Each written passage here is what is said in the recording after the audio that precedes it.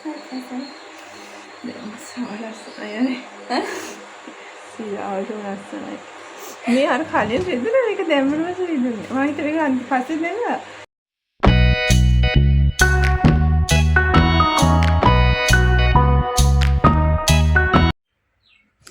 Hi guys, welcome back to our YouTube channel. ඉතින් මම අද කියන්න ආවේ nose piercing ගැන. nose piercing මම කරා මගේ අත්දැකීම ඔයගොල්ලොත් එක්ක share කරගන්න තමයි මම මේ වීඩියෝ එක කරන්නේ. ඉතින් මම first time තමයි nose piercing කරන්නේ. චූටි කාලෙක අං ඉඳලා තිබුණාට ඊට පස්සේ දැන් තේරුම් තියෙන කාලෙක එහෙම කන් ඉඳලවත් නහය ඉඳලවත් නැහැ. සිංහලෙන් කිව්වොත් ඒකනේ. ඉතින් මම ගත්ත ස්ටඩ් එක මෙන්න මේක. මේක මෙහෙමයි. මේක කැරට් 14 මම ජුවල් ෂොප් එකකින් ගත්තේ. කැරට් 14ට වැඩිව හයි එන එක තමයි මට කිව්වේ.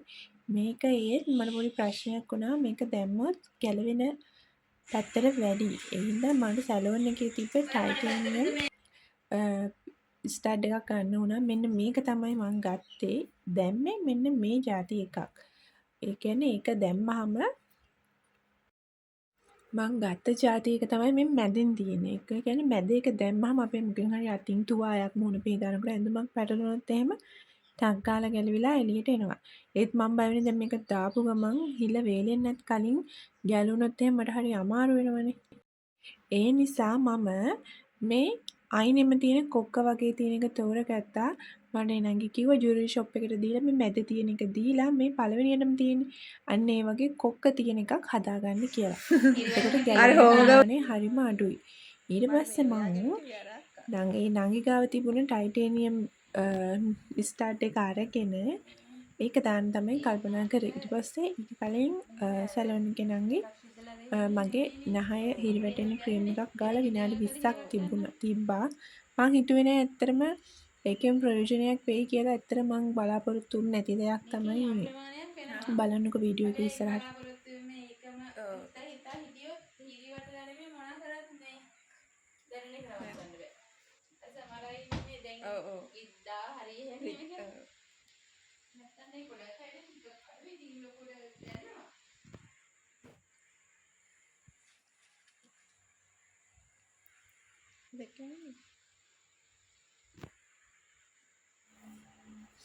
මට හිරි වැටෙන්න ක්‍රීම් එක ගාලා විනාඩි 20ක් තිබ්බා. මෙන්න විදිහට ඇත්තටම මම බලාපොරොත්තු නැහැ කිව්වා වගේ. මම හිතුවේ මට රිදෙයි මම මේ වේදනාව කොහොමද දරා ගන්නවා කියලා. ඊට පස්සේ නංගි රස් දෙක වහගන්න කිව්වා. මම හිතුවේ වේදනාවක් දරා ගන්න වෙයි කියලා. ඇත්තටම මට බය වෙලා බොරු කියන්නේ බය වෙලා හිටියේ. එක වෙලාවක හිතුවා පිහින් කරදර දා ගන්නවද මේ ආශාව ඉෂ්ට කරගන්න කියලා. මේ දේවල් කරලා බලන්න පාර හොඳට ගන්න ඒක රිලැක්ස් කරගෙන කොහොමද කරගෙන මම ඇස් දෙක වහගෙන හිටියා. ඊට පස්සේ මම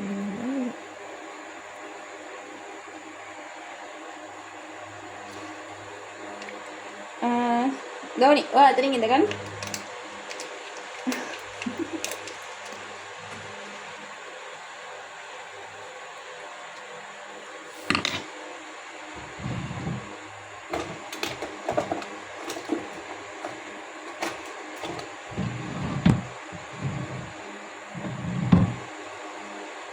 මම ඔයගලන්ට තව අලුත් මලු විස්තර ටිකක් කියන්නම්. පාවිච්චි කරන්න ඕනේ මේකට කැනියුලා එකක් අලුත් මලුත් එකක්.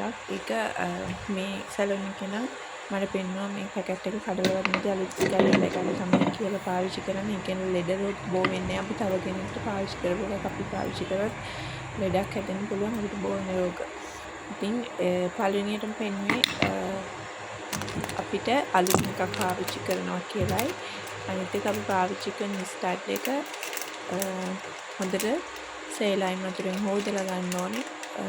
එතකොට අර නහයට විස බීජ යන තුවාලෙට විස බීජ යන ප්‍රමාණය හරිම අඩුයි. ඒ වගේම අපි ෂුගර් කොලෙස්ටරෝල් වගේ තියෙනවා නම් ඒවා සැලොන් එකට කලින් කියන්න ඕනේ. කියන පොඩ්ඩක්ම බය වෙන කට්ටිය වගේ නම් හිටපොම කලන්ත දාන්නේ. අන්න එහෙම අය සැලොන් එකට කලින් කියන්න ඕනේ. කියන්නේ මේක ටිකක් ලේසි වගේ වෙන ටිකක් බරපතල කාරණාවක්. කලින් දවසේ ඇල්කොහොල් එහෙම අරගෙන ඉන්න බෑ. උෂ්ණ කෑම ඇඟ උෂ්ණ කෑම අරගෙන ඉන්න බෑ. ගොඩාක් ඒ ඒරියා එක ගොඩක් ක්ලීන් කරලා තමයි විඳින්න පටන් ගන්න. ඉතින් බලන්නකෝ. පොර කියන්නේ මට පොඩ්ඩක් දැනුණා චූටි කඩියෙක් විදින චූටි ඉඳි කට්ටක් කන ප්‍රමාණයක පොඩි වේදනාවක් දැනුණා. ඊට පස්සේ මම කල්පනා කරා කමන්නේ චූටි වේදනාවක් ඒත් මම ලොකු එකක් බලාපොරොත්තු වෙන්නේ හිටියේද මම චූටි එක ගණන් ගත්තේ නෑ. මෙන්න මේ තියෙන කැනෝලා එක තමයි ඇතුළට විදින්නේ. ඒක මට චුට්ටක් විදින ගතියක් චුට්ටක් දැනුණා. ඒත් ඇතුළේ පැත්තෙන් එනවත් මිලෝ දෙයක් දැනුනේ මට විදිලා නාය මොනවාරි රැඳිලා තියෙන ගතියක් දැනුණා. මම කල්පනා කරා දැන් ඉතින් මේ තුවාලේ වේලෙනකම් මේ නාය හිල වටේ වේලෙනකම් මේ වේදනාව මට දරා ගන්න වෙයි කියලා තමයි මම මේ හිත ඉන්නේ. ආයිකව තිබ්බ පැනලා දුවන්න තරම් නම් වේදනාවක් තිබ්බේ නැහැ. මං තව ඉස්සරහට තව ලොකු වේදනාවක් දැනේ තව වේදනාවක් දැනේ කියන බලාපොරොත්තුෙන් තමයි හිටියේ. ඒත් එහෙම දෙයක් වුණේ නැහැ.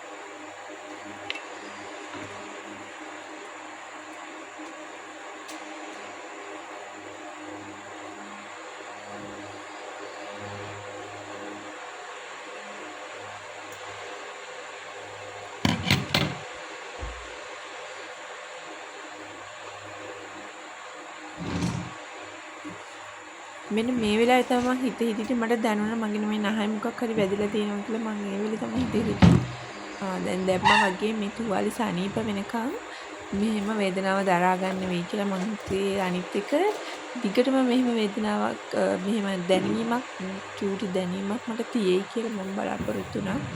මම ඒකවත් දන්නේ නැහැ මට කරාබෝ දාලා නැහැ කියලා. මං හිතන් හිටියේ දාලා කියලා. මම ගොඩාක් වීඩියෝස් වල බලලා තියෙනවා. මං හිතන් හිටියේ දාලා කියලා.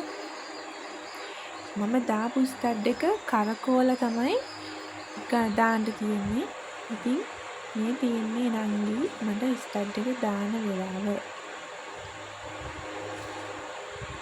ඉතින් එයාගේ ෆෝන් එකේ වීඩියෝ එක ඔන් කරගන්න බැරි වෙලා ඉතින් එයා බොරුවට මට කැනියුලා එක දාන්න මගේ පොඩ්ඩක් චුට්ටක් එයාගේ ෆෝන් එකේ වීඩියෝ එක ගන්න. එයා පොඩ්ඩක් ඉතින් පොඩි රංගපෑමක් දාලා තියෙන එක තමයි එන්නේ. ඔන්න දැන් ඔය ස්ටඩ් එක දානවා. අර කැනියුලා එක ඇතුළට ස්ටඩ් කරාබු නහයට දාන කරාබු කෙලවර දාලා කරකවලා දාන එකක් තමයි තියෙන්නේ.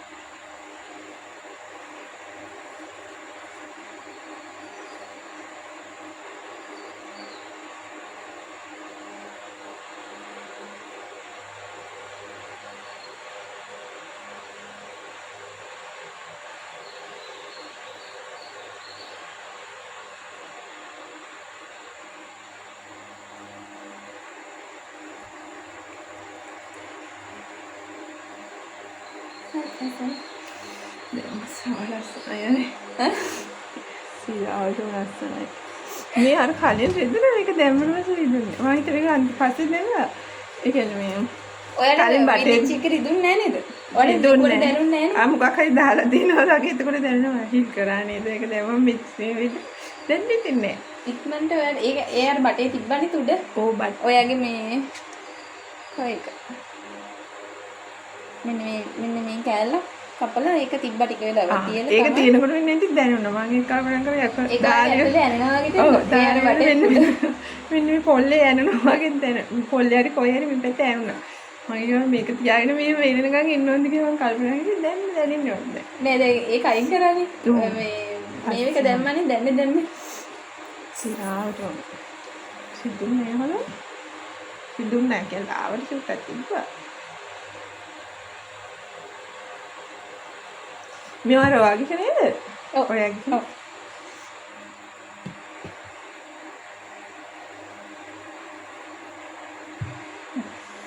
Thank you. ලස්සනයි. කරගන්න. Thank you. එච්චරයි මම හිතන්නේ මම ඇත්තටම හිත බය වෙලා ඉන්නේ දෙවි වේදනාවක් තියෙන්නේ. ඒක ටිෂු එකක් ගත්තා. හරි හරි. මම ඇත්තටම බටේ දාලා මම හිතුවා දාලා තමයි ඒ වුණාට දැන් මේක ඉතින් දැනුණානේ ඉතින් මම ඒක අපුණා සතියක් දෙකක් මෙහෙම ඉන්න බැයි වෙන්නේ වැඩි. දැන් ගන්න. බටේ ඇත්තට ඒක කරකවගන්න. උඩ පැත්තට කරගෙන දැන් පහළ පැත්තට තියෙන්නේ. චුට්ටක් උඩ මේ වෙන්න දීලා දවල් වෙලා කරගන්න උඩ පැත්තට. හරි මම දැන් ඔයගොල්ලන්ට බිෆෝ කියා විස්තර ටික කියන්නම් හරියටමයි කලින් කියපුවත් එක්ක. අනිවාර්යෙන් සැලොන් එකට යද්දී ඒ සැලොන් එකේ කරන කෙනාට හොඳ පළපුරුද්දක් තියෙනවද කියලා බලන්න ඕනේ. හැමෝටම කරන්න බෑ. කරන සැලොන් තියෙනවා ඒකකට යන්න ඕනේ.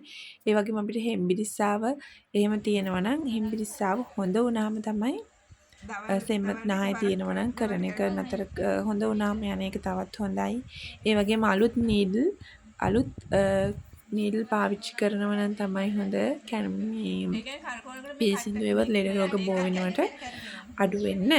ඒ වගේම කලින් වගේ ඇල්කොහොල් පාවිච්චි කරලා තියෙන්න බෑ. හොඳට කාලා හොඳට වතුර බීලා යන්න ඕනේ බය වෙන්නේ නැති වෙන්න.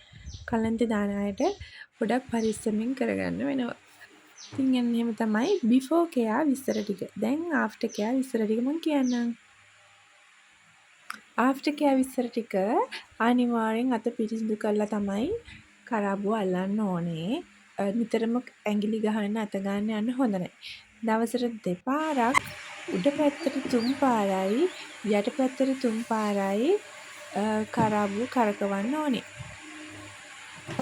ඒ වගේම උදේ හවස දෙපාරක් සර්ජිකල් දාලා කොටන් බඩ් එකක් අරගෙන උඩ පැත්තයි යට පැත්තයි සර්ජිකල් ටිකක් දාලා පිහිටාන්න ඕනේ තෙත ගතිය නැති වෙන්න. සමහර අය ඔඩිකොලොන් දානවා. මම මේ සැලොන් එකෙන් කිව්වේ සමහර අය ඔඩිකොලොන් දානවලු. තව අපි දාන්නේ නැහැ සේලයින් දානවලු. ඒවා දාලා වැඩක් නැහැ. අර එතන තියෙන වතුර ටික වාෂ්ප වෙන්න තමයි සර්ජිකල් දාන්නේ. ඉතින් සර්ජිකල් දාන එක තමයි ගොඩක්ම වැදගත් කියලා තමයි සැලොන් එකෙන් මට විස්තර කරලා උපදෙස් දුන්නේ. නිතරම අත ගන්න යන්න එපා. අපි ෆේස් වොෂ් ක්‍රීම් ගන්නවා නම් එතන මේ තුවාල වේලනකම් නොගා ඉන්න එක තමයි හොඳ. ඒ කියන්නේ විස බීජ පැතිරෙන්න තියෙන ඉඩකඩ වැඩි. මම හිල් කරලානේ තියෙන්නේ. ඒ වගේම අනිවාර්යෙන් තෙතමනේ නැති වෙන්න ඕනේ. අනිවාර්යෙන් දවසට දෙපාරක් උඩ පැත්තට යට පැත්තට කරකවන්නත් ඕනේ. මේකප් කරනවා නම් පර්ෆියුම් ගහනවා නම් ඒ ඒරියා එකේ ගෑවෙන්නේ නැති වෙන තමයි කරන්න ඕනේ.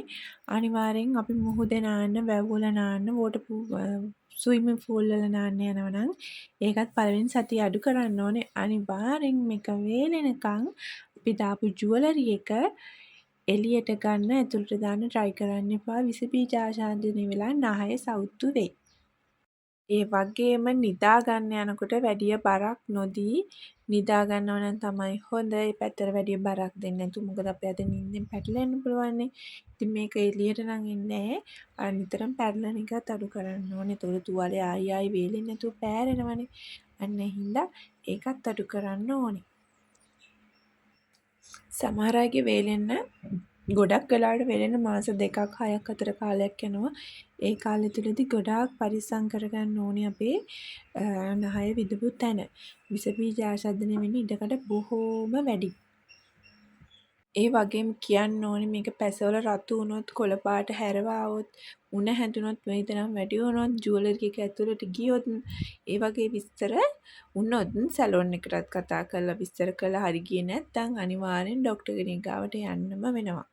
ඉතින් එහෙම වෙන්නේ අපි මේක පරිස්සම් කරගත්තේ නැත්නම් ආෆ්ටර් කෙයා හරියට කරේ නැත්නම් තමයි එහෙම වෙන්නේ. අනිවාර්යෙන් තව දෙයක් කියන්න ඕනේ මේ රවුමට තියෙන ස්ටඩ් පාවිච්චි කරන්න එපා. මොකද පැටලෙන කැමති කෙනෙක් දාන්න පුළුවන් පරිස්සම් කරන්න පුළුවන් කට්ටිය. පැටලෙන්න තියෙන බොහොම ඉඩකඩ වැඩි. මේ පළවෙනියන් පේලේ තියෙන කොක්ක වගේ එක අන්න ඒක තමයි දාන්න හොඳ. ඒවා ජුවලරි ෂොප් වලට කියලා හදාගන්න පුළුවන්. මං ගත්තේ මේ දෙවෙනි එක මං කලින් කිව්වා වගේ. ඒකත් දාන්න හොඳයි. හැබැයි ඒක පැටලිලා එළියට ඇවිල්ලා නැති වෙන්න තියෙන ඉඩකඩ වැඩි. ඉතින් අපරාධනේ අපි දාන එක. ඉතින් මාත් හිතන් ඉන්නේ මම ගත්ත ඒක දීලා මේ පළවෙනි පේලි තියෙන වගේ එකක් හදාගන්න කොක්ක වගේ. මම සැලොන් එකෙන් දැම්මේ මේ තුන්වෙනියටම තියෙන කොක්ක වැඩිපුර තියෙන අන්න ඒක මගේ තුවාලේ තියෙන තැන වේලුනහම මම පළවෙනියට තියෙන එකක් තමයි දාන්න හදවලා දාන්න හිතන් ඉන්නේ. වැදගත්ම දෙයක් කියන්න ඕනේ මෙන්න මේ වගේ පිටිපස්සට බෝල් කරකවන එක අපි කනට දාන කරාබු තියෙන. ඒ වගේ ඒවා දාන්නේ නැහැ ගොඩක් අය. ගොඩක් සැලොන් වලිනුත් කිව්වේ. ඒක දාලා ඒ කරාබුවේ බෝලේ ඇතුළට අපිට තද කරන්න බෑනේ නහය ඇතුළට අත දාලා.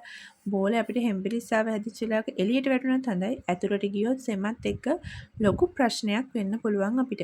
ඒ වගේම තව තියෙනවා මෙන්න මේ ඩිසයින් එක මේකත් නෝස් පියසිං වලට යූස් කරනවා. මේකත් මේ බටේ තියෙන්නේ. බටේ ඇතුළේ තමයි මේ උඩ තියෙන ස්ටෝන් එක තියෙන කෑල්ල බස්සන්නේ. ඉතින් ඒකටම බටේ බස්සන ඉඳ ගොඩාක් අය කියන්නේ එතකොට අපි හිල ගොඩාක් ලොකු වෙනවා නහය විදින කියලා. ඒතකොට එළියට පේනවා ගොඩක් කැතයි කියලා තමයි ගොඩක් කට්ටිය කියන්නේ. සමහර දාන කට්ටියත් ඉන්නවා. අපි නෝස් පියසිං කරන පියස් එක කරන තැන ලොකු වෙනවා කියලා තමයි ඒක පාවිච්චි කරන්නේ නැහැ සමහර අය. දාන අයත් ඉන්නවා. ඔයගොල්ලන්ට කැමති කරනවා නම් කැමති දෙයක් පාවිච්චි කරන්න පුළුවන්. මම දැනගන්න තමයි මේ විස්තර කිව්වේ. ඉතින් නොදන්න කරන්න කැමති කෙනෙක් ඉන්නවා නම් මේ වීඩියෝ එක බලලා අයිඩියා එකක් ගන්න පුළුවන්. ඉතින් කරනවා නම් කරත් ගොඩාක් පරිස්සම් කරගන්න. එතකොට තමයි ලස්සන හැමදාම තියෙන්නේ. ඉතින් ගොඩාක් ස්තුතියි මගේ වීඩියෝ එක අදත් බැලුවට. කොහොමද ඉගෙන ගන්න දෙයක් තියෙනවා නම් ඇති කියලා හිතලා තමයි මාත් මේ වීඩියෝ එක කරේ. ඉතින් අද මං ගියේ මෙන්න මේ සැලොන් එකට මම විස්තර ඩිස්ක්‍රිප්ෂන් එකේ දාන්නම්. ඔයගොල්ලෝ කැමති නම් කතා කරලා යන්න පුළුවන්. මේ සැලොන් එක තියෙන්නේ මීපේ. ඉතින් ඔයාලට තෙරුවන් සරණයි. අලුත් වීඩියෝ එකකින් හම්බ වෙමු.